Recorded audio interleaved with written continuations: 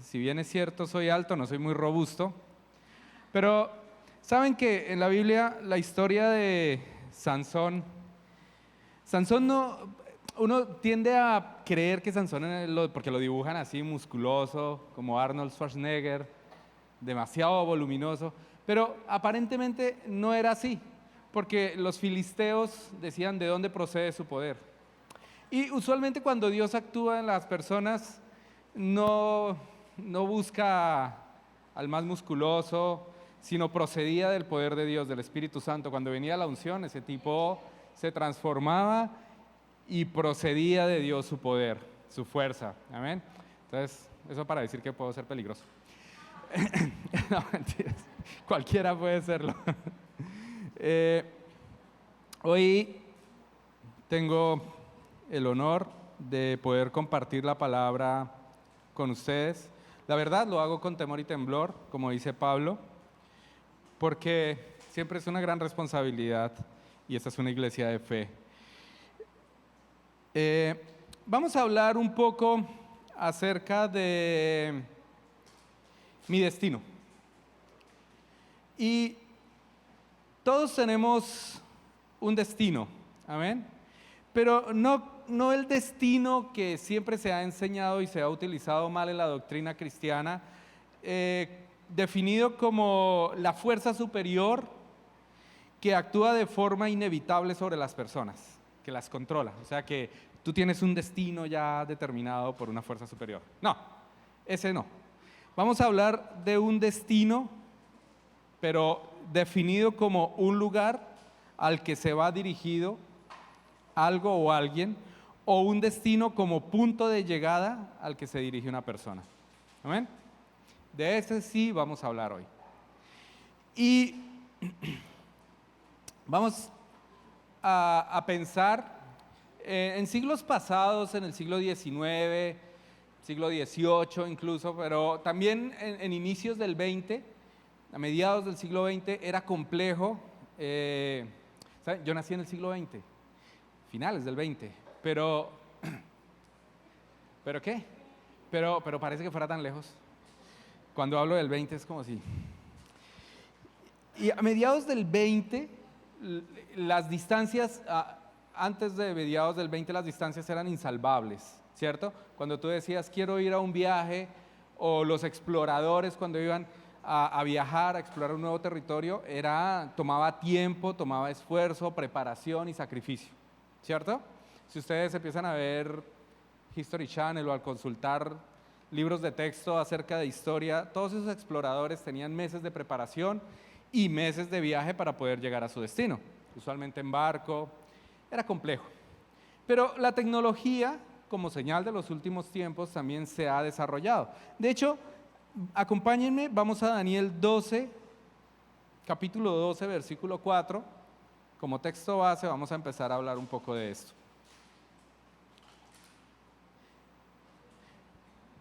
¿Qué dice? Pero tú, Daniel, cierra las palabras y sella el libro hasta el tiempo del fin. Muchos correrán de aquí para allá y la ciencia aumentará. Señales de los últimos tiempos. Muchos correrán de aquí para allá. O sea, la gente va a hacer muchos viajes, va a estar, y dice como correr, o sea que va a ser rápido. No dice caminará, no dice irá, sino dice correrá, o sea que es rápido. Si ustedes recuerdan, y haciendo una comparación con lo que les comentaba de los viajes en el siglo XVIII y mediados del XX, era complejo y digamos que era lento, pero ahora es fácil y rápido. ¿Amén? Lo había dicho la Biblia antes de que nosotros lo viéramos. ¿Y fruto de qué pasaba eso? Del aumento de la ciencia, de la tecnología. ¿Amén? Toda la tecnología no está mal. El problema es el uso que se le da. Pero, entonces decimos que ahora hay facilidad de viajes, hay facilidad para que las personas se puedan desplazar.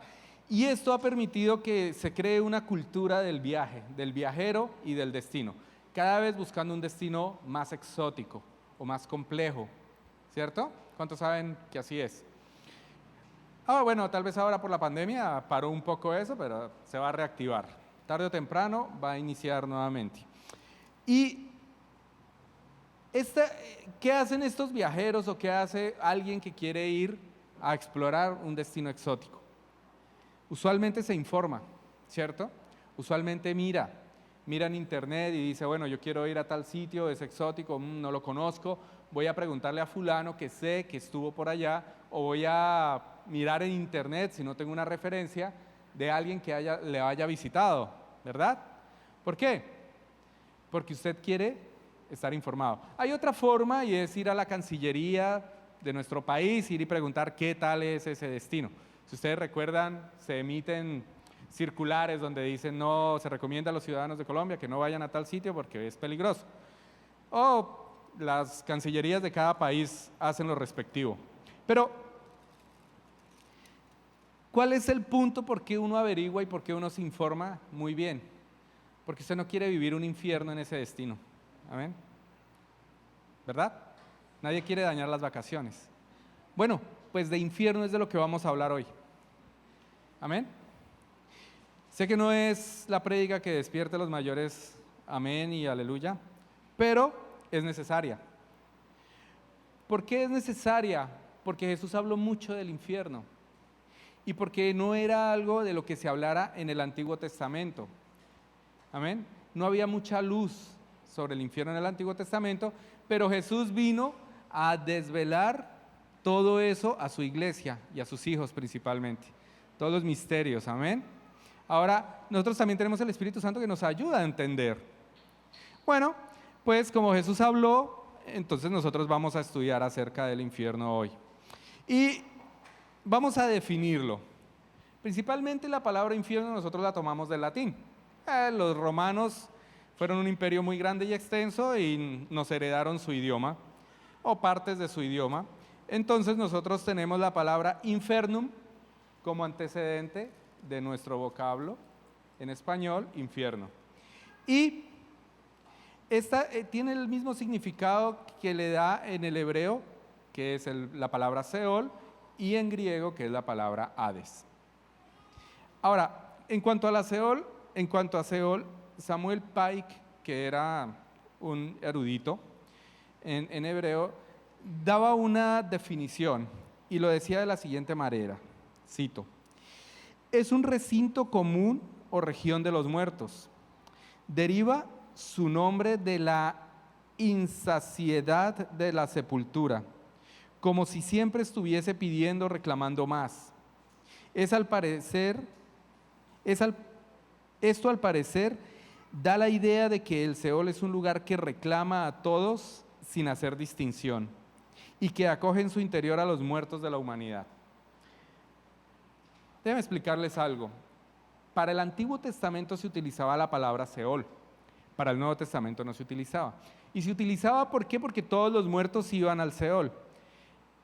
Lo que sí hay una diferenciación y que Jesús nos habló es que los muertos no todos iban al infierno, sino que los que creían en Jesús, en la promesa de Jesús, iban a un sitio que se llamaba el seno de Abraham. Más adelante lo vamos a ver con más detalle. Pero los que no creían en la promesa, sí iban al infierno. Ahora, los dos sitios estaban muy cerca, también lo vamos a ver más adelante. Por eso daba la definición de que iban siempre todos los muertos al Seol. ¿Amén?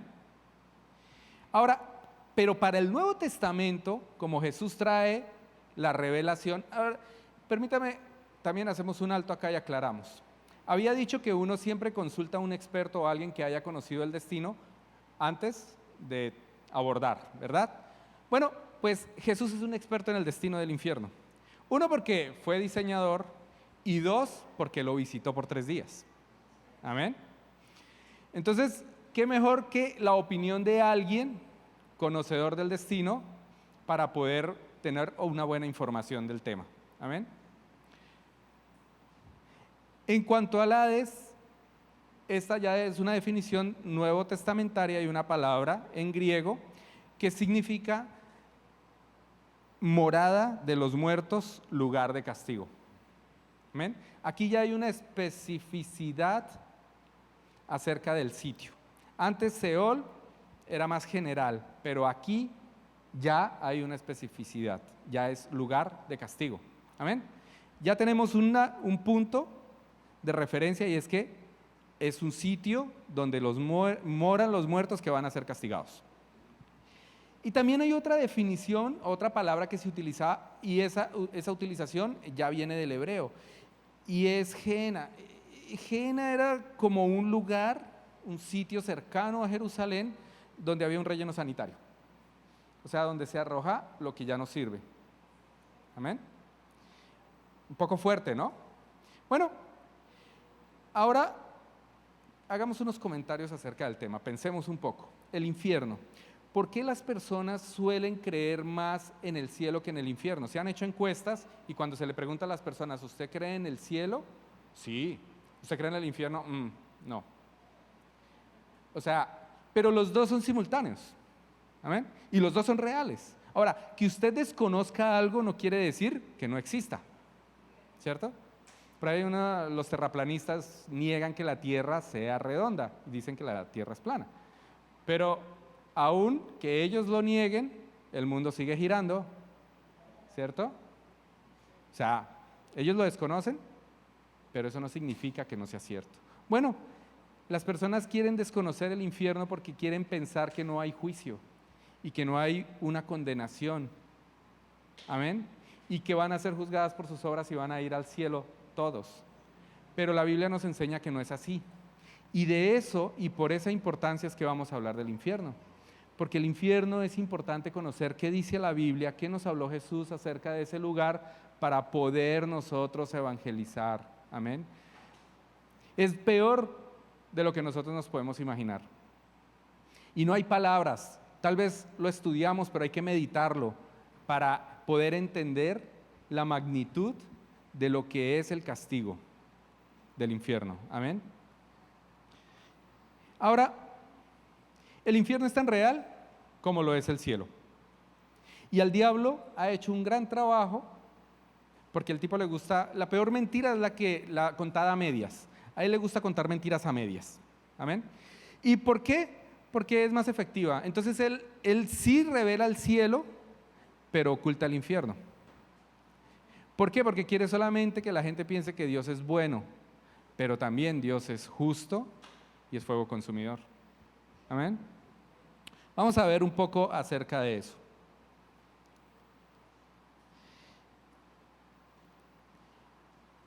Muchos cristianos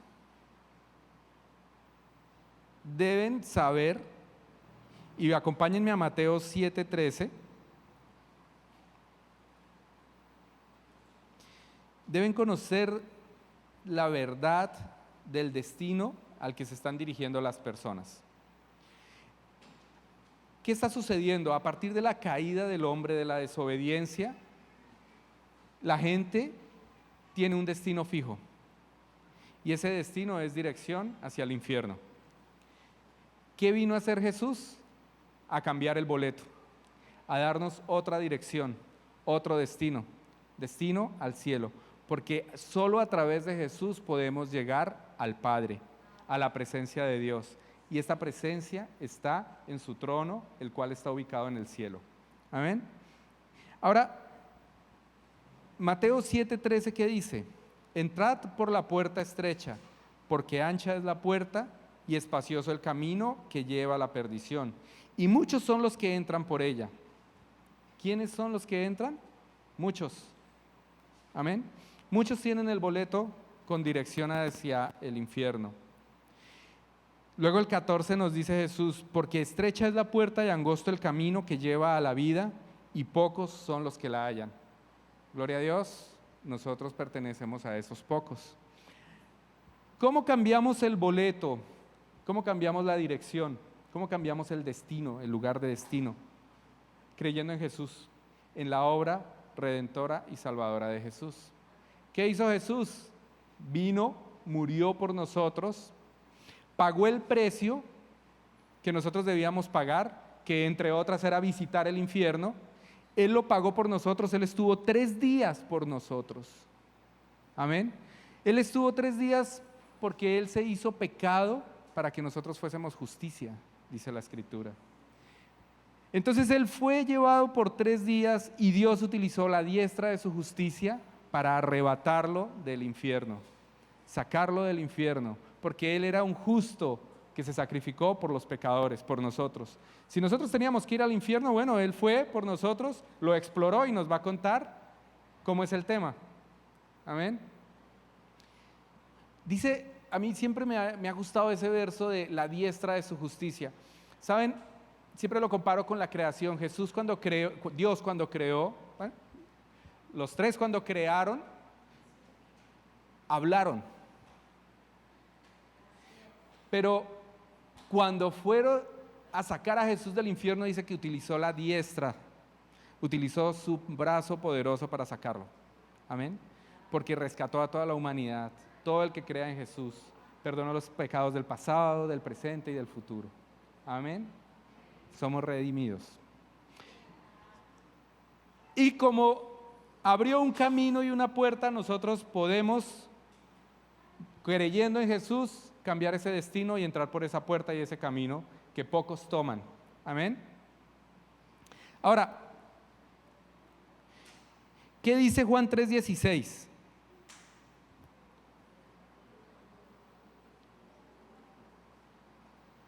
Porque de tal manera amó Dios al mundo que ha dado a su Hijo unigénito para que todo aquel que en Él cree no se pierda, mas tenga vida eterna.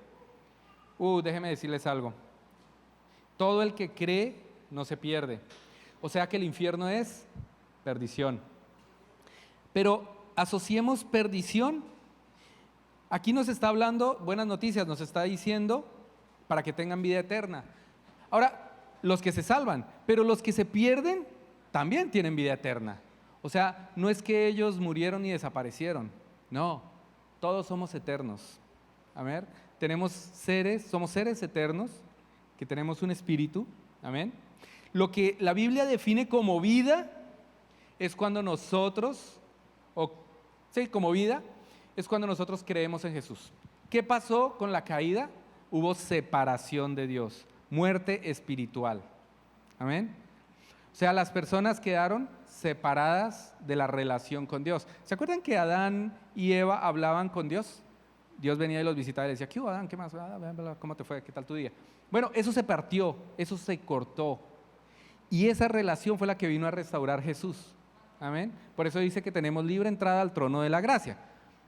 O sea, antes venía Dios a visitar, nosotros ahora vamos y visitamos. Amén. Cuando usted toma su tiempo de oración, está hablando con Dios. ¿Por qué iba a decir esto? Sí, porque ¿qué hizo Jesús? Nos dio vida eterna. Pero también es cierto que los que mueren son seres eternos, solo que no fueron restaurados en esa comunión con Dios. Entonces continúan en muerte, en separación de Dios. Se van a un lugar eterno. Amén. A un castigo eterno.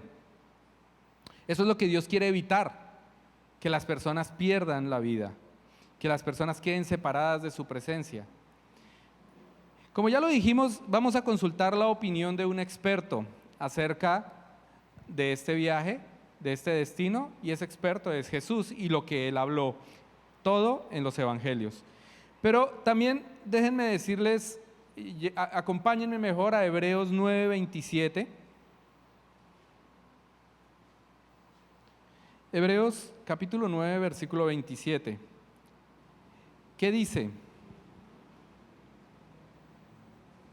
Y de la manera que está establecido para los hombres que mueran una sola vez y después de esto el juicio. ¿Sí ven? Cuando nosotros abandonamos esta vida natural, o sea, morimos físicamente,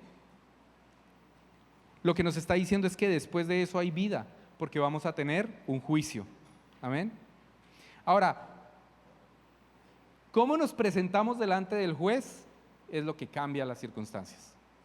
Porque Jesús fue el sumo sacerdote, Jesús se sacrificó y Él se presentó por nosotros. Y nosotros, Dios nos ve a través de Jesús. Es decir, somos hechos justicia. Amén. Pero hagamos este ejemplo. Cuando usted se presenta ante un juez, porque, no sé, se equivocaron y le llegó una citación, pero usted no ha hecho nada, cuando mucho usted se irá preguntando, ¿por qué me llamarán? Pero si usted no ha roto la ley, usted se pone a hacer memoria, pero no, yo no he hecho nada. Entonces se va a presentar como tranquilo, ¿verdad? Pero hay de que usted haya cometido un delito, entra en paranoia.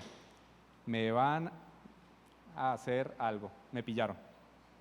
Algo hice, sí, yo hice eso, claro. ¿Cierto?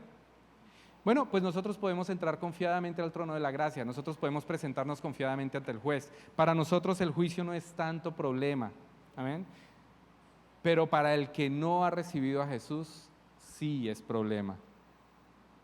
Porque mira lo que dice la Biblia acerca de Dios como juez justo. Dice en Salmos 11, no, mentiras. Salmos 7, capítulo 7, versículo 11. Dios es justo, pero también la justicia demanda que las personas que no crean en Jesús vayan al infierno. Así como la justicia demanda que los que crean en Jesús sean salvos. La ley está escrita.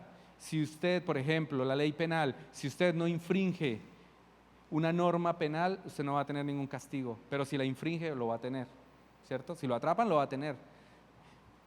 Bueno, la justicia divina no hay cómo escapar. Hay misericordia, hay paciencia. El problema es que la vida es limitada y cuando usted muera, si murió sin Cristo, la justicia le alcanza. Amén. Por eso, bueno, pero primero leamos. Mi escudo está en Dios que salva a los rectos de corazón. Dios es juez justo. Y Dios está airado contra el impío todos los días. Si no se arrepiente, Él afilará su espada. Armado tiene su arco, es decir, Él tiene poder y ya tiene un juicio determinado. Pero aún así está esperando que la gente se arrepienta. Amén. Ahora,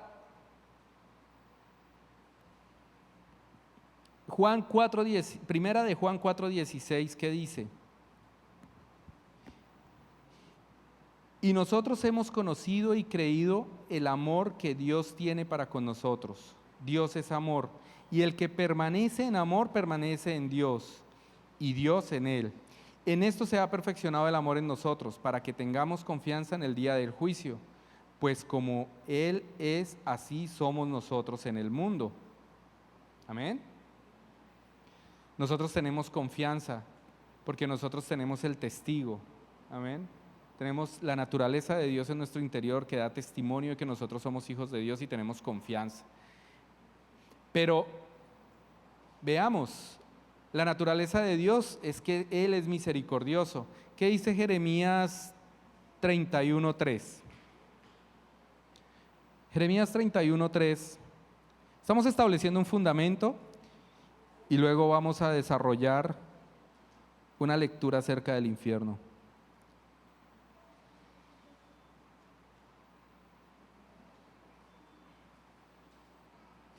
Jeremías 31:10.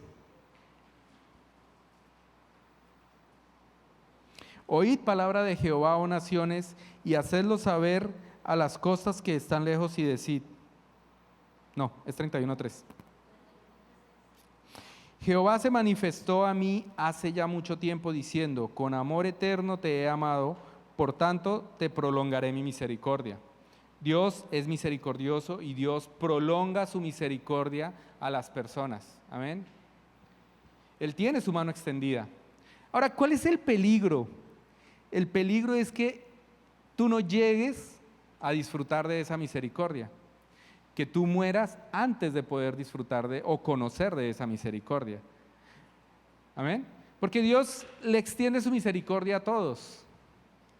Pero ¿y si alguien sufre un accidente? Si nosotros tenemos un amigo que sufrió un accidente y nosotros nunca le compartimos de Jesús, esa persona no fue alcanzada por esa misericordia de Dios. Y ya conocemos a dónde va a ser su destino final. Amén. ¿Qué más dice? Ezequiel 33:11. Diles, vivo yo, dice Jehová el Señor, que no quiero la muerte del impío, sino que se vuelva el impío de su camino y que viva. Volveos, volveos de vuestros malos caminos, porque moriréis, oh casa de Israel. Interesante, ¿no? ¿Qué nos está diciendo? Dios anhela que el impío crea en Jesús, se arrepienta de sus malos caminos y venga a su presencia, cambie su destino. Dice, volveos de vuestros malos caminos, porque moriréis, oh casa de Israel. O sea, está diciendo, nosotros no somos eternos en nuestra naturaleza, en este mundo natural. Somos eternos en nuestro espíritu. Pero lo que hagamos en esta naturaleza mortal, en este periodo de tiempo que estamos vivos en la tierra, determinará cómo vamos a vivir nuestro futuro en la eternidad espiritual. Amén. Dice segunda de Pedro, ¿qué dice segunda de Pedro 3:9? Segunda de Pedro 3:9. El Señor no retarda su promesa según algunos la tienen por tardanza, sino que es paciente para con nosotros, no queriendo que ninguno perezca, sino que todos procedan al arrepentimiento. Lo que ustedes consideran que es demora, o lo que el mundo considera que es demora, es misericordia. Solo que lo distorsionan y se burlan y dicen, Dios, jaja, los evangélicos prometen, el mundo cristiano promete que va a venir Jesús, pero no se cumple. Se confunden y están burlándose de la misericordia de Dios. Realmente están confundidos. Ellos lo que tienen es la oportunidad de que no perezcan, pero piensan que es una mentira. Fueron engañados. Ahora, estableciendo este punto, ya sabemos que Dios es un Dios justo. Hebreos, ¿qué dice? Hebreos 4 dice que terrible cosa es caer en las manos de un Dios vivo. 10:31, acompáñenme. Hebreos 10:31.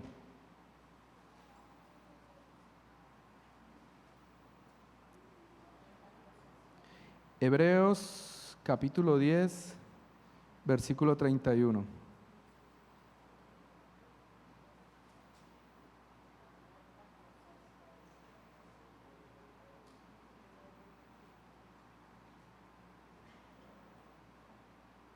Horrenda cosa es caer en manos del Dios vivo.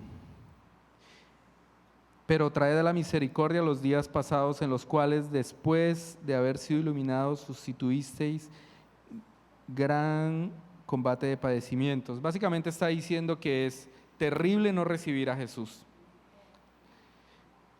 Horrenda cosa es caer en las manos del Dios vivo. Si bien es cierto, vimos versículos que nos hablan acerca de la misericordia y el amor de Dios, pero también Dios es justo. Y la justicia demanda que el impío sea castigado. La justicia demanda que el que rompió la ley y la norma reciba castigo. La única manera de que la norma que nosotros rompimos haya sido quitada es a través de la sangre de Jesús. Amén. El que cree en Jesús es librado de la ira venidera. Amén. Es transformado a hijo. Ahora sí, vamos a ver algunas características que nos enseñó acerca del infierno Jesús. Todas están en los evangelios. Dice, el infierno fue creado para el diablo y sus ángeles. Realmente el infierno no fue creado para nosotros. Fue creado para sus ángeles y para el diablo. ¿Dónde vemos eso? Mateo 25, capítulo 25, versículo 41. Entonces dirá también a los de la izquierda, apartados de mí, malditos al fuego eterno, preparado para el diablo y sus ángeles. Porque tuve hambre y no me disteis de comer. Hasta ahí. Preparado para el diablo y sus ángeles, el fuego eterno. Qué interesante. Ahora, si bien es cierto, es un lugar que fue preparado para ellos,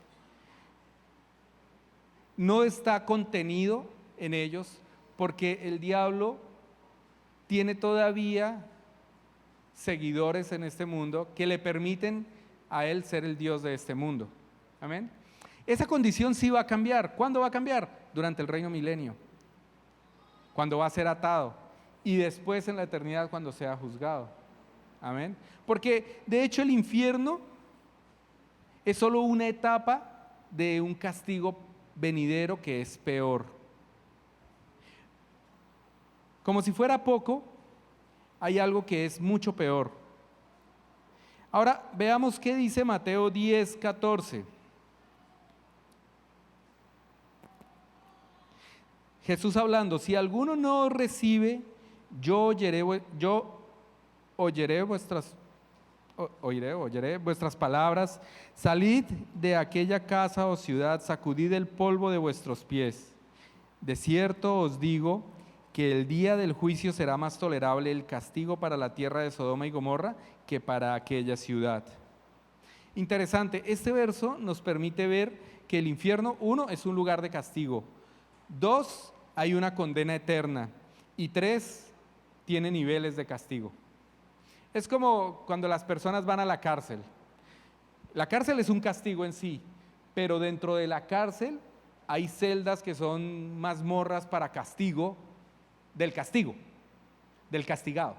O sea que si usted se porta mal dentro de la cárcel, que en sí es un castigo, hay un sitio peor que le está reservado para castigar. Bueno, el infierno pasa lo mismo. Y los peores castigos dice que se dan para los que rechazan a Jesús, los que rechazan el Evangelio, los que tuvieron la oportunidad de recibirlo y lo rechazaron. Amén. Dice que será más tolerable el castigo para Sodoma y Gomorra que para aquellos que rechacen a Jesús.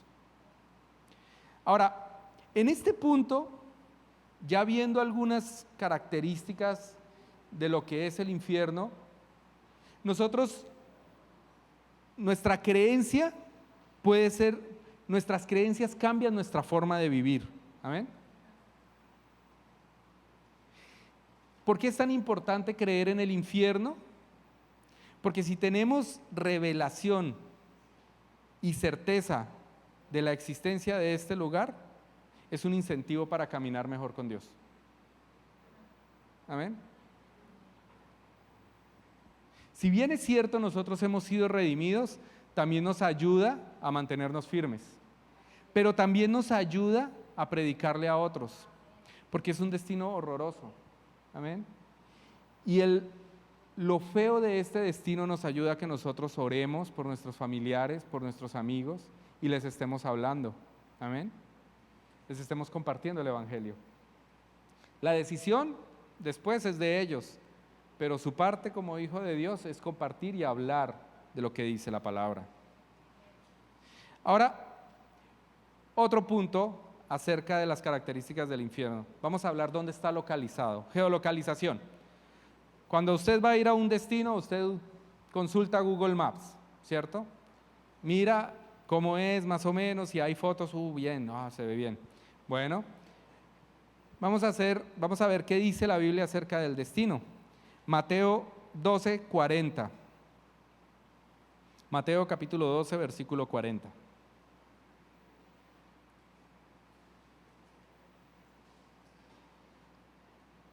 Dice: porque como estuvo Jonás en el vientre del gran pez 3 días y 3 noches, así estará el Hijo del Hombre en el corazón de la tierra 3 días y 3 noches. ¿Dónde está ubicado el infierno? En el corazón de la tierra, en el centro de la tierra. Coordenadas no las tengo. La Biblia no las dice, pero seguramente más adelante, cuando estemos en presencia de Dios, le podemos preguntar y nos deje dar un vistazo. Ahora, otra característica del infierno es que es lo opuesto al cielo. El cielo es la perfecta recompensa para los santos, pero el infierno es la perfecta recompensa para los pecadores e injustos. Amén. Los contrastes.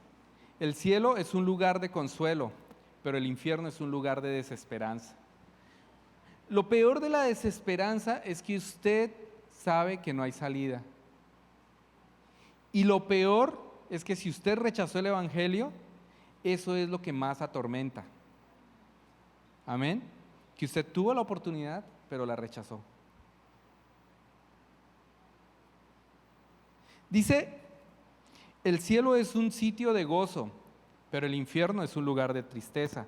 Son antagonistas, totalmente contrarios.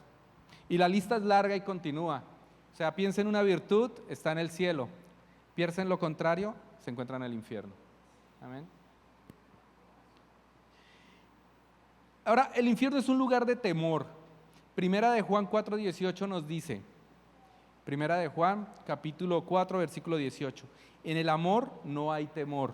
¿Quiénes están en el amor? Los hijos de Dios. Sino que el perfecto amor echa fuera el temor, porque el temor lleva en sí castigo. Bueno, el problema con el infierno es que es un lugar de temor, y el temor castiga. ¿Qué castiga? Castiga las emociones. Amén. De hecho, combatimos el temor con fe. Amén. Con el amor de Dios, con la palabra. Hay varias fórmulas. También tenemos el ayudador, el Espíritu Santo que nos ayuda. Pero todas estas fórmulas en el infierno no aplican. Entonces es un temor eterno, un castigo eterno. Ahora, ¿por qué es eterno? Porque, como lo vimos, los seres espirituales que van al infierno también tienen un componente, el alma, y en el alma residen nuestras emociones, castiga las emociones, están todo el tiempo rememorando. Si yo hubiera aceptado a Jesús cuando tuve la oportunidad, si yo hubiera hecho esto antes para no caer en esto. Ese es el peor martirio. Ahora, otra característica que encontramos en la Biblia y que describe es que el infierno es un fuego eterno. Eso lo encontramos en varias citas y bueno, hasta gráficamente las pelis lo muestran. Y quema, pero no consume. Hay un ejemplo bíblico de esta característica y es la zarza de Moisés. Todos sabemos que en lo natural el fuego necesita una combustión, un combustible para que lo alimente, ¿verdad? Pero este fuego es diferente. Este fuego no necesita ese combustible que lo mantenga vivo. Es un fuego que consume, que castiga, que no consume, que quema pero no consume, que continuamente está castigando. Amén. Es un fuego eterno. Ahora, para terminar, una última característica que encontré. Está preparado para los muertos. Personas que mueren físicamente, pero que también son muertos espirituales, como ya lo hablamos. Aquellos que no creyeron en Jesús, que están separados de Dios. Ahora, hay un momento en que todos van a salir del infierno. Y ese momento es para presentarse cara a cara ante el juez. Ese evento lo llama la Biblia el gran trono blanco.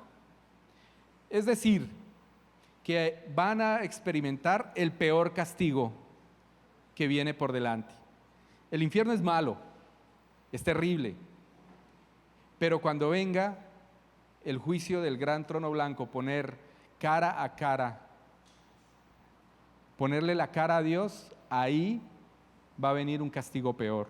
Vamos a leer qué dice la Biblia acerca de ese evento y dónde se encuentra. La Biblia lo llama como la muerte segunda a ese evento, o sea, posterior a ponerle la cara a Dios, al juez. Apocalipsis 20:11, ¿qué dice? El juicio ante el gran trono blanco lo llama la Escritura. En el verso 11 dice, y vi un gran trono blanco al que estaba sentado en él, delante del cual huyeron la tierra y el cielo, y ningún lugar se encontró para ellos. Y vi a los muertos grandes y pequeños. Déjeme aclarar algo. Esto de muertos grandes y pequeños no hace referencia a niños y adultos, hace referencia a antiguos y nuevos. O sea, está hablando de tiempo, o sea, todas las personas. Vi a los muertos grandes y pequeños de pie ante Dios, y los libros fueron abiertos, y otro libro fue abierto, el cual es el libro de la vida. Hay más libros, solo que hay un libro para los que están anotados en el libro de la vida, que son todos los que creen en Jesús. Amén. ¿Por qué no hay más libros para ellos? Porque su pasado fue cubierto por la sangre de Jesús. No quedó antecedentes de eso. Amén. Ahora, aquí hace una descripción de estos antecedentes y dice: fueron juzgados los muertos. ¿Quiénes son los muertos? Ya establecimos ese punto. ¿Quiénes son los muertos? Los que estaban en el infierno. Y fueron juzgados los muertos por las cosas que estaban escritas en los libros, en plural. Es decir, aquellos que no estaban en el libro de la vida, fueron consultados sus actos, sus obras, en los libros, en plural. Ellos traían antecedentes, según sus obras. El 13. Y el mar entregó los muertos que había en él, y la muerte y el Hades entregaron los muertos que habían en ellos, y fueron juzgados cada uno según sus obras. O sea que el infierno entregó sus muertos, todos los muertos que tuvo durante toda la etapa, la era de la creación, durante todas las dispensaciones, todos esos muertos fueron entregados en ese juicio. Y dice el 14, y la muerte y el Hades fueron lanzados al lago de fuego. Esta es la muerte segunda. Ahora, el infierno, con definición de Hades, va a ser destruido. ¿En dónde? En un juicio peor, que es un sitio, después del juicio los arrojan a un sitio que se llama el lago de fuego. En este momento, ahí sí va a ser condenado Satanás, sus secuaces, el anticristo, el falso profeta, toda esa gente, que es otra prédica, ellos van a ser arrojados ahí. Y los últimos enemigos de Jesús van a ser arrojados en ese lago de fuego. ¿Cuáles son los últimos enemigos de Jesús? Nos lo está diciendo el verso 14, la muerte y el Hades, la muerte y el infierno. ¿Por qué? Porque el pecado trajo la muerte y la muerte lleva a la gente al infierno. Amén. Y todo el que no cree en Jesús pasa ese proceso. Amén. Entonces, ¿por qué son los últimos enemigos? Porque mientras hayan personas con esta naturaleza, con este cuerpecito, van a ser los últimos enemigos. Amén. En ser derrotados. Cuando ya no hay personas más con esta naturaleza, ya no hay caso. Ellos son arrojados al lago de fuego, o sea, la muerte y el Hades. Y el 15. Pero esa es la muerte segunda. Y el que no se halló inscrito en el libro de la vida fue lanzado al lago de fuego. O sea, básicamente lo que está diciendo es que por obras no podemos ser salvos. Porque la gente va a presentarse ante Dios y le va a decir: sí, yo hice buenas obras. Bueno, ¿y las malas? Y la cuestión es que todos hacemos más malas obras que buenas. No, somos incapaces de hacer el bien porque tenemos naturaleza de pecado. El único que lo puede cambiar es Jesús. Amén. Entonces, nadie puede ser salvo. De hecho, pues ya sabemos que los que estaban en el infierno no tenían opción y van a seguir a un castigo peor, eterno. Ahora, pero sí van a ser resucitados. Sí, porque salen del infierno, se presentan ante el Padre, o sea, fueron resucitados, fueron llevados ante el juez y ahí les dice su condena después de escuchar sus argumentos. Pero es la segunda muerte porque la primera era la primera separación, pero esta separación es eterna, sin opción. Amén. Ahora, vamos a ver un ejemplo claro que dio Jesús en la Biblia y lo encontramos en Lucas 16, 19 al 31. Es una parábola donde él cuenta una historia, hace un relato acerca del infierno y cómo dos personas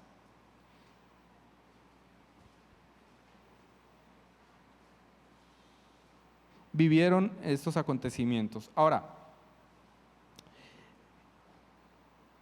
¿se acuerdan lo que les dije de que en el Antiguo Testamento existían dos sitios? Aquí en esta historia lo vamos a ver claramente. Vamos a hacer algunos comentarios y algunas aclaraciones sobre el tema. Entonces, Lucas capítulo 16, versículo 19 en adelante. Dice así: había un hombre rico que se vestía de púrpura y lino fino y hacía cada día banquete con esplendidez. había también un mendigo llamado Lázaro que estaba echado a la puerta de aquel lleno de llagas. ¿A la puerta de quién? De la casa del mendigo. Y ansiaba saciarse de las migajas que caían de la mesa del rico, y aún los perros venían y le lamían las llagas.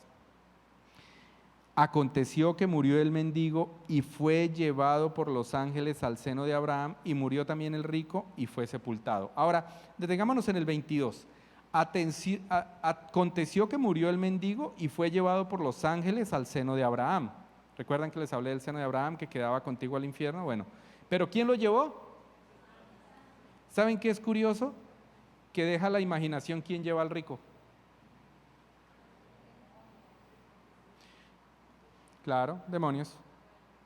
Y murió también el rico y fue sepultado. Ahora, hay una diferencia, ¿no? O sea, el rico fue famoso acá y le hicieron una sepultura. Lo sepultaron, seguramente sus hijos, sus amigos. Le hicieron sepultura porque hacía fiesta, tenía amigos. Continuamente tenía banquetes. El otro no tenía banquetes y seguramente fue arrojado al basurero o enterrado en una fosa común, Lázaro. Pero devolvámonos, hagamos unos comentarios del 20, veamos algo. Había un mendigo llamado Lázaro. Miren que la historia, el relato, ubica su condición socioeconómica, dice, uno era rico, pero no se sabía el nombre. Dios solo se sabe el nombre de los que están anotados en el libro de la vida, de sus hijos. Amén. Si tú crees en Jesús, Dios te va a llamar por tu nombre. Él va a saber quién eres tú, va a saber tu condición. Amén. Va a cuidar de ti. Dice,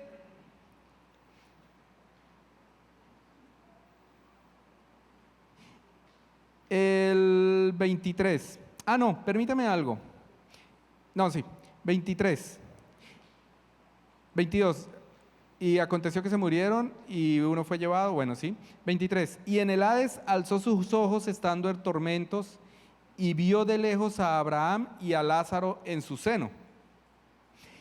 Entonces él dando voces dijo, no, detengámonos en el 23. El rico fue al Hades, pero era rico.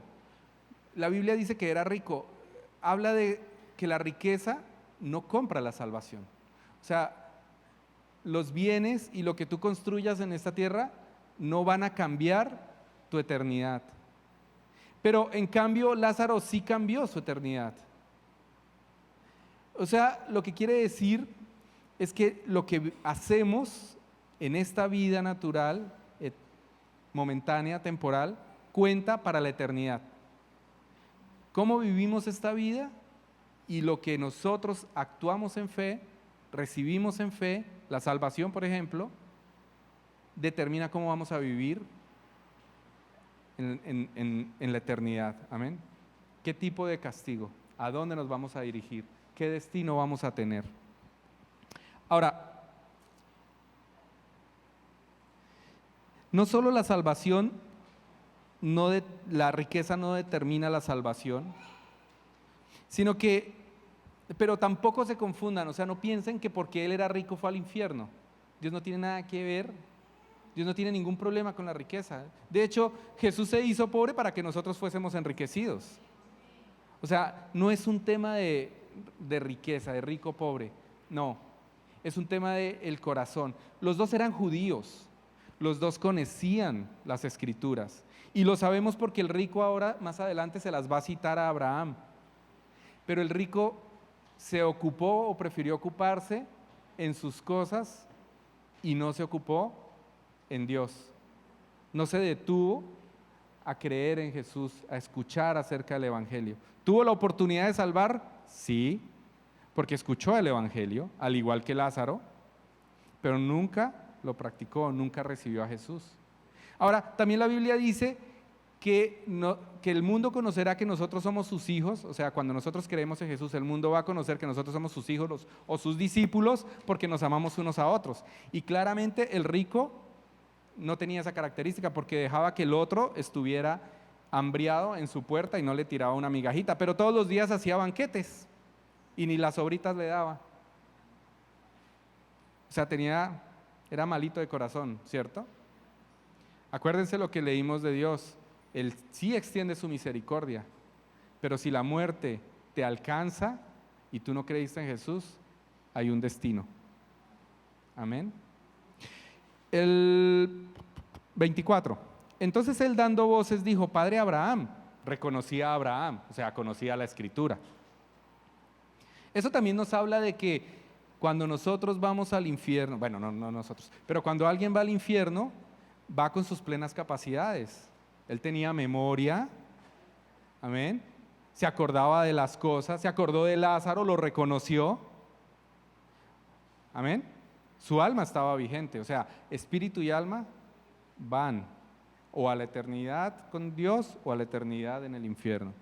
Y entonces, 24, entonces él dando voces dijo, Padre Abraham, ten misericordia de mí y envía a Lázaro para que moje la punta de su dedo en agua y refresque mi lengua porque estoy atormentado en esta llama. ¿Se acuerdan que les dije que era una llama que atormentaba pero no se extingue, pero tampoco consume?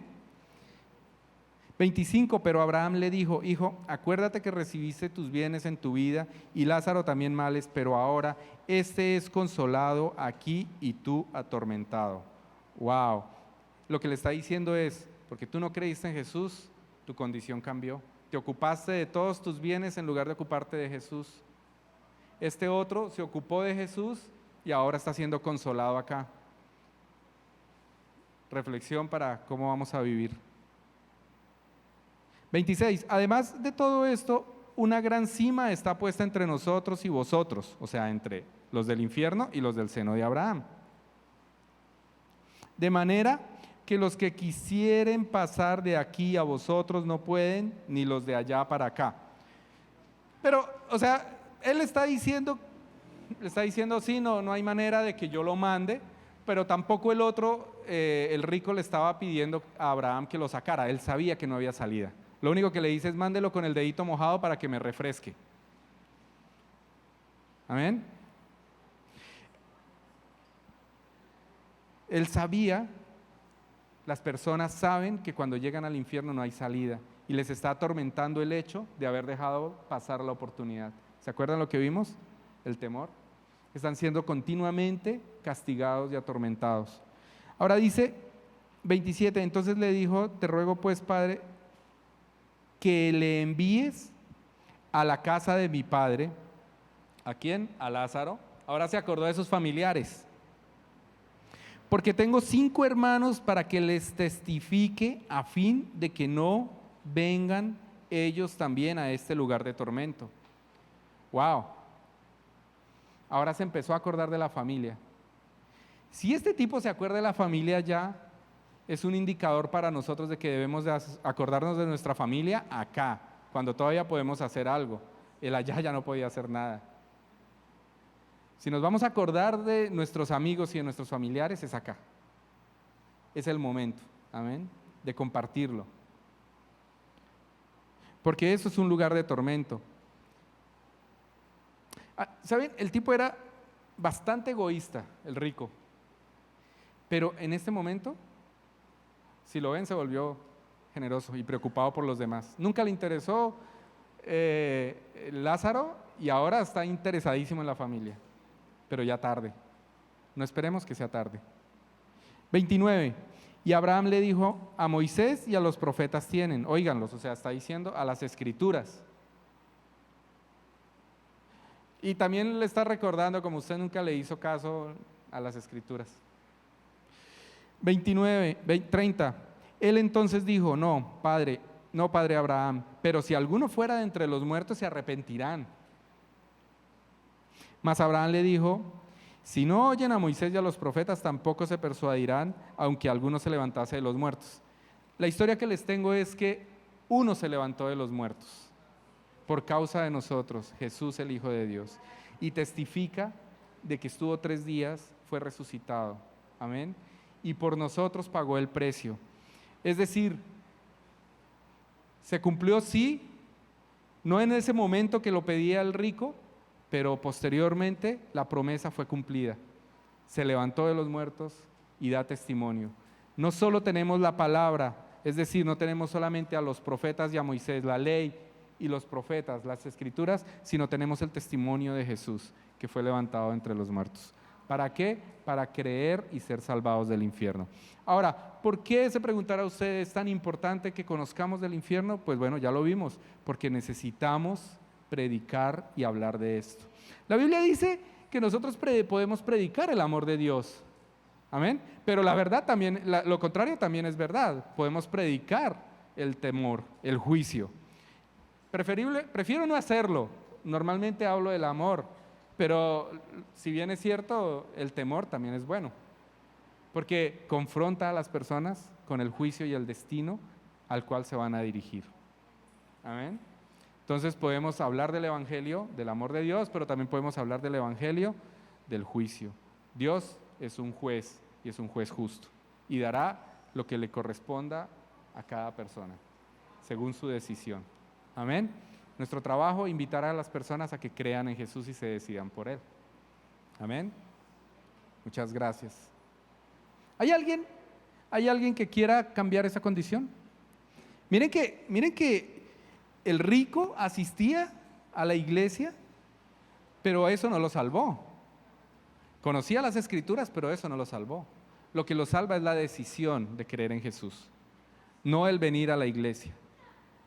Si alguien viene a la iglesia y aún no ha tomado la decisión de creer en Jesús, lo invito. No es tarde. No deje que la misericordia se pase y no lo alcance. Pero si quiere más convicción, no deje de venir a la iglesia tampoco. Amén.